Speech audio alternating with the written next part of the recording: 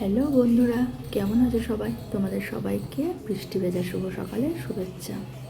আমাদের বাবার প্রথম বছর জন্মদিন পালন করেছিলাম মহাপ্রভুর ভোগ দিয়ে। কারণ একটাই, বাবা অনেকটা কষ্টের মধ্যে দিয়ে পৃথিবী আলো দেখেছিল। আর আমি সেই সময় ভগবান শ্রীকৃষ্ণের কাছে বলেছিলাম যে বাবা যদি সুস্থভাবে পৃথিবী আলো দেখতে পারে, তো সবার ওর প্রথম বছর জন্মদিনটাতে বাড়িতে মহাপ্রভুর ভোগ দেবো। তো আমি সেটাই করেছি। আর মায়াপুর থেকে কিছু প্রভুদেরকে ডেকে আমি এই অনুষ্ঠানটা পালন করেছিলাম। অনুষ্ঠানটা খুবই ভালো কেটেছে। সবাই খুব ভালো মজা করেছে, খুব ভালোভাবে দিনটা কেটেছিল আমাদের।